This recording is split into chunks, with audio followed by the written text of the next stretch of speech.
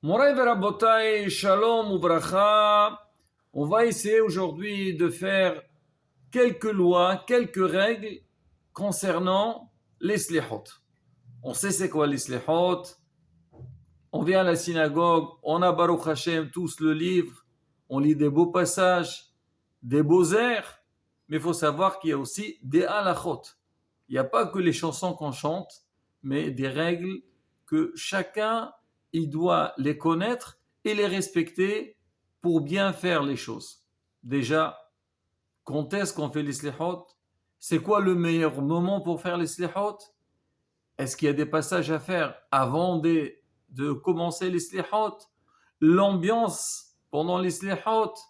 Si on est minyan ou on n'est pas minyan, est-ce qu'on peut faire? Qu'est-ce qu'on peut faire? Qu'est-ce qu'on n'a pas le droit de faire? Bezat Hashem. Donc on va essayer un petit peu de les développer avec une précision, Bezat Hashem. Alors déjà pour commencer, alors c'est marqué que le meilleur moment de faire les slihot, c'est Ashmor Tabokhar, avant le lever du jour. Le Kafahim il rapporte, il dit Akadosh Baruch après Hatzot Laïla, il est Shad Ba'olam. Il tourne dans le monde. Et Besof Laïla, c'est-à-dire avant le lever du jour, alors il est Karov Eleno, il est à côté de nous. Ba'olam Azeh, et on dit Karov Hashem Lechol Qur'an, Lechol Shekhabemot. C'est-à-dire c'est le meilleur moment qu'on peut, comme on dit, nous adresser à Kadosh Baruch. Mais si jamais on ne peut pas faire les slihot pendant ce zman-là, c'est-à-dire avant le lever du jour, on peut le faire même après minuit. C'est ce que font beaucoup, ils le font. On dit parce qu'après Hassot Laïla, c'est Rahamim, c'est un moment miséricordieux. Avant Hatzot Laïla, depuis, on va dire la Shki'a, jusqu'à minuit, Hatzot Laïla, on dit c'est un moment de rigueur.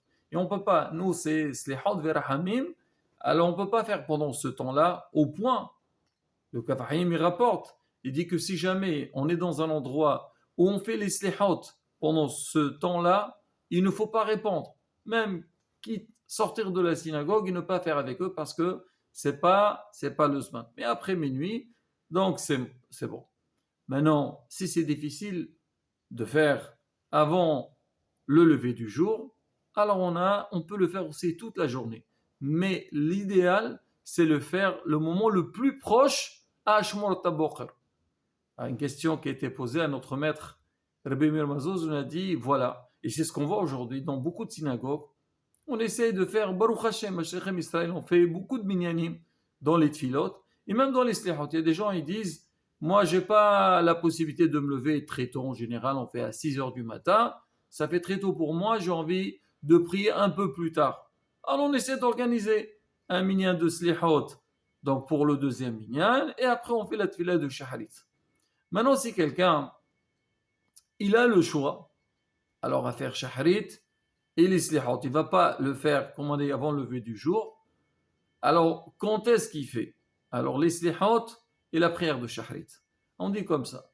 Normalement, il faut faire les slihot le temps le plus proche au lever du jour.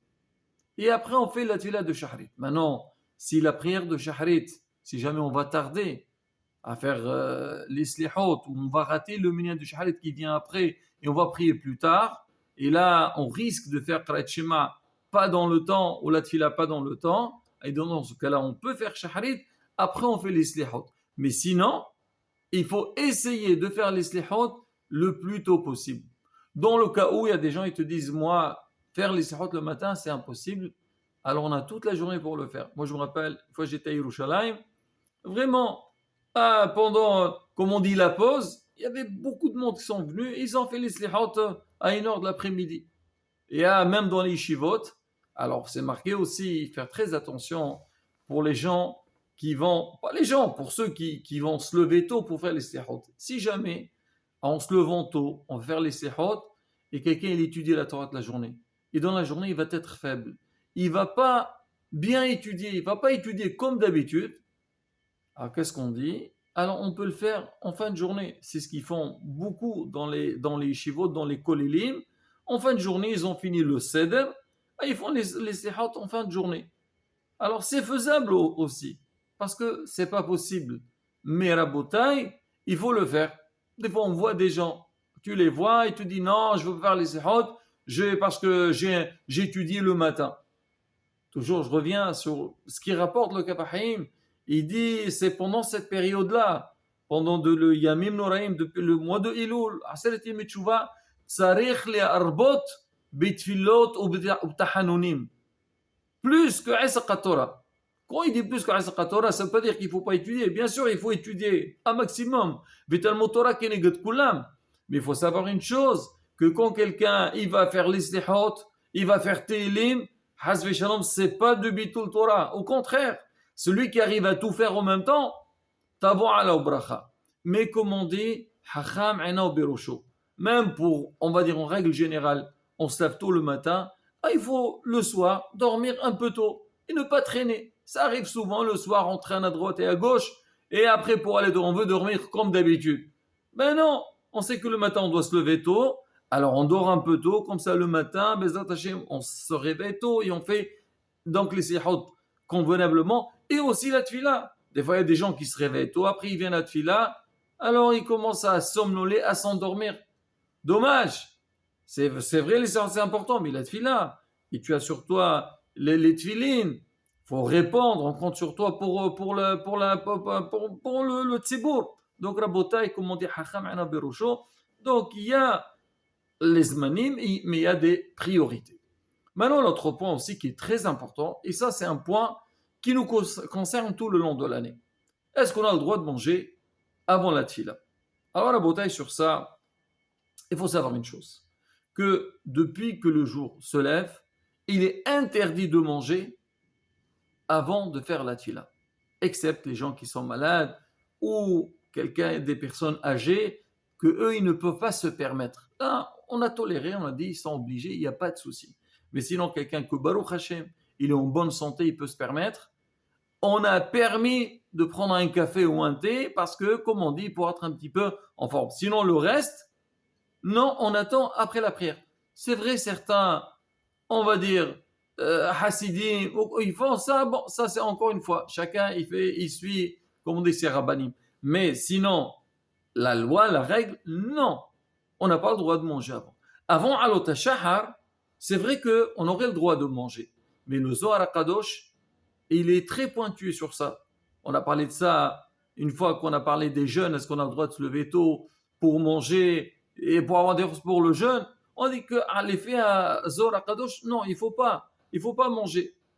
D'accord, maintenant celui qui ne peut pas pour un jeûne, donc il n'y a pas de problème. Et pour les slihot, Baruch Hashem, on a très bien mangé le soir, on va bien manger après la tfila, c'est pas la fin du monde.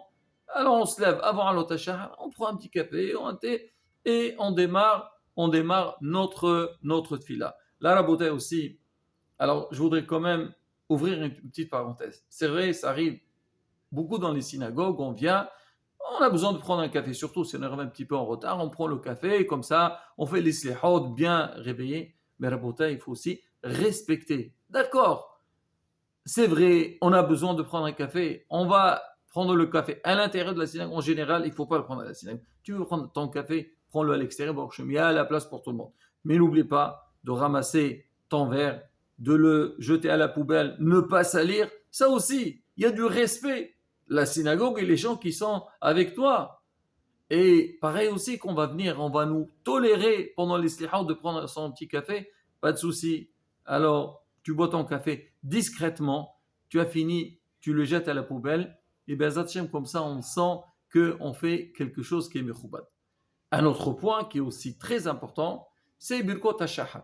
On sait que c'est marqué Asur la Adam la Hanot Bna'olam Bli Bracha. Un homme il n'a pas le droit de profiter de ce monde sans faire la bracha. C'est pour ça, avant de consommer, toujours on fait des brachot. On dit même l'imoud à Torah, avant d'étudier, on doit faire Birkat Torah. C'est ce qu'on fait quand on monte à la Torah, on fait la bracha Shir Bahaban ou Kol Amim, et quand on a fini, Natalano. C'est-à-dire, on a bracha Rishon, bracha Harona. C'est pour ça qu'on a instauré dans Birkot HaShahar de faire donc la bracha de Asher Baharban quand même, parce qu'on va étudier dans la journée. Alors pareil aussi, qu'on va venir le matin faire les slihot, alors on va lire des passages de Torah. alors il faut faire Birkat Torah. Donc qu'est-ce qu'on doit faire? On fait toutes les brachot, Birkot HaShahar, et on démarre nos slihot. Certes que certains pensent qu'il n'y a pas d'obligation de faire Birkot HaShahar ou Birkat Torah avant de les slihot, parce que tout ce qu'on va lire, les psukim, ça va être des tahanonim. C'est pas une tfila, c'est des miséricordes. Mais malgré tout, Rabotai, même le Sha'aruqi dit, Nachon, c'est bien de la houche, les svarazo, et donc de faire Birkot Torah, donc Birkot HaShahar avant de commencer. Donc quoi qu'il arrive, Rabotai, ça prend pas beaucoup de temps.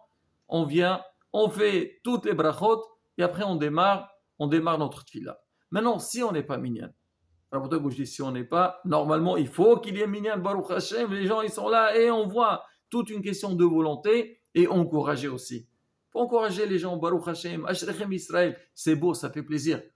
J'ai parlé avec quelqu'un ce matin, il m'a dit, mais vraiment, je suis très content. Ma journée, elle est différente. Je me lève un peu tôt, je fais les slihot, je fais la prière, après un petit Dvar Torah, et je prends mon petit déjeuner en général, je prends un petit café et je me sauve. Là, non, je prends mon temps, je suis bien, je suis frais pour la journée. Et je sais que j'ai une bracha pour mon travail. Pareil aussi, Rabotai, c'est le moment où on a besoin, on va faire des pilotes. Alors, il faut qu'il y ait minyan. Il n'y a pas minyan. Alors, il y a une discussion. Est-ce que les passages qui sont marqués en araméen, on peut les faire ou pas? Alors, certains, ils pensent non. Pourquoi? Parce que les malachim, ils ne comprennent pas l'araméen et nous, on a besoin d'eux pour faire passer la tfila devant Akadosh Baruch Hu. Quand il y a minyan, donc Hachem, il est présent, la Shrina, elle est présente. Donc, même en araméen, il n'y a pas de problème, on ne passe pas par les malachim. Mais si on n'est pas minyan, donc ça ne sert à rien. Il y a d'autres, beaucoup qui pensent non. Il dit la preuve qu'on voit beaucoup de fois, même des fois on veut faire une demande à Akadosh Baruch Hu, on l'a fait même en français, en arabe, en anglais, chacun par rapport à ça, il n'y a pas de problème. Et là, la khal était tranchée. Beaucoup de posrim, ils pensent qu'on peut les faire quand même si c'est en araméen et on n'a pas minyan. D'autres, ils pensent que non, mais nous, on a le minyan de faire même s'il n'y a pas minyan. Maintenant, il faut faire attention, les yagmidot wa ya'avor, la rabotaï, s'il n'y a pas minyan, c'est marqué. Si jamais on n'est pas minyan au début, alors tous ces passages, on les laisse quand il y a minyan, on les lit ensemble. Mais si jamais on n'a pas eu minyan pendant ce temps-là, alors on fait les wa ya'avor, on les fait avec l'air de la paracha. On considère comme si on est en train de lire des passages donc de la Torah. Et donc, ça passe quand même. Si on fait donc les ta'amim de la Torah. Un autre point, Rabotai, qui est très important, l'harmonie pendant la lecture des slihot. C'est vrai, on adore les slihot. Et tout le monde a envie de chanter, tout le monde a envie de participer. Et bien sûr, il faut que tout le monde participe. Mais il faut savoir, Rabotai, il faut que ça soit, comme on dit, comme une chorale. Tous, on a la même allure, on se suit. Faire attention aussi, quand on verra ça le prochain cours, parce qu'on parlera sur pas mal de règles, pas seulement de la grammaire, mais même de lecture. Des fois, ça peut changer le sens et suivre. Et même si quelqu'un a l'habitude de chanter d'une manière différente, il faut essayer de suivre l'ensemble. D'accord, toi tu préfères comme ça, mais si tu sens que la manière que tu chantes, elle est un peu différente que les autres, haval, on fait un kiff. Et si jamais l'autre ça va comme ça, ou bien l'autre il crie, non, pas du tout. Il y a une harmonie, il y a un Hazan, il y a un Shalir Tzibour. Alors lui, comme on dit, le chef d'orchestre, et on essaie de bien gérer donc les slihot pour que Bezat Hashem, on fait ça bisimha, et qu'Akadosh Baruch Hu yikabel tefilotenu barason. Voilà la bataille, donc quelques règles très importantes pour donc la lecture des slihot. Et Bezat Hashem, prochain cours, donc on entrera plus dans les détails, comment prononcer et lire donc chaque passage. Hizqu ou imsu.